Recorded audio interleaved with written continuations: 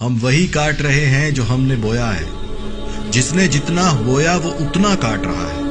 جس نے جتنا ظلم کیا اسے خود بھی اتنا برداشت کرنا پڑ رہا ہے. میں نے بچپن میں حدیث پڑھی تھی کہ اگر تمہارے سامنے ظلم ہو رہا ہو تو اسے اپنے ہاتھ سے روکنے کی کوشش کرو. اگر نہ طاقت ہو تو زبان سے روکنے کی کوشش کرو. اگر یہ بھی نہ کر پاؤ تو کم سے کم دل میں اس کو برا ضرور جانو. اور یہ ایمان کا سب سے ادنا لیول ہے. جب کشمیر میں 80 لاکھ لوگ کرفیو والی زندگی گزار رہے تھے، بھارت ظلم کر رہا تھا، دنیا تماشا دیکھ رہی تھی، ہم بھی خاموش تھے. جب فلسطین میں معصوم مسلمانوں کو بموں سے اڑایا جا رہا تھا، دنیا خاموش تھی اور ہم بھی خاموش تھے. جب شام میں ننھے پھول مسلے جا رہے تھے، سمندر کی لہریں معصوم کلیوں کو بہا کر ساحل پر دھکیل رہی تھی، ہم تب بھی خاموش تھے. جب برما کے مسلمانوں کو زندہ جلایا جا رہا تھا، دنیا خاموش تھی، ہم بھی اپنی زندگی میں مگن تھے. وہ خالق سب دیکھ رہا تھا.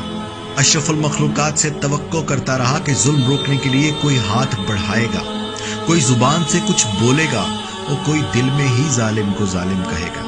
افسوس کہ ہم نے اللہ کے غضب کو ایسی دعوت دی کہ مظلوم بندوں کی مدد کے لیے اس نے اشرف المخلوقات کو چھوڑ کر ایک وائرس کو بھیجا جس نے پوری دنیا کا نظام اپنے ہاتھ میں لے لیا. اب ہم سب خزاں کے موسم میں درختوں کے پتوں کی طرح جھڑ رہے ہیں.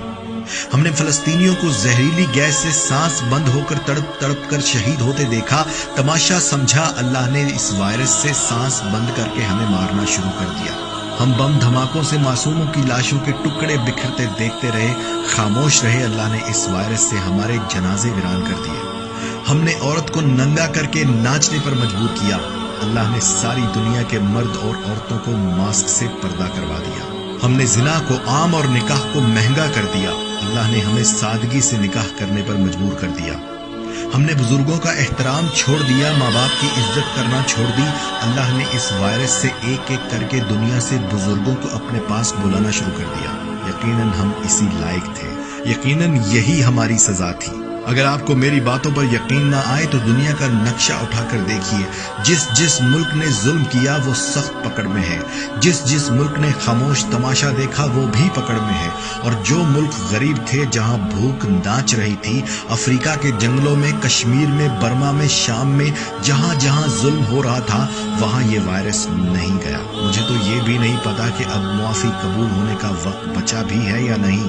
اتنا ضرور سمجھتا ہوں کہ ہم نے حضور پاک صلی اللہ علیہ وآلہ وسلم کا سر شرم سے جھکا دیا. سب سے خوبصورت اور قابل مخلوق آج اتنی ناکارہ ہو گئی کہ ظلم کو روکنے کے لیے اللہ کو انسان کی بجائے ایک وائرس بھیجنا پڑا.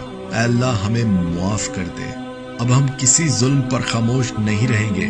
یا اللہ اب ہم ظلم کو ہاتھ سے روکیں گے. یا اللہ ہاتھ سے نہ روک پائے تو زبان سے روکیں گے. یا اللہ اگر زبان سے بھی نہ بولنے دیا گیا تو ہم دل میں ظالم کو ظالم مانیں گے. پروردگار ہمیں معاف کر دے. ہم سے درگزر کر. ہم تیرے بندے ہیں، تیرے حبیب کی امت ہیں. ہمیں معاف کر دے.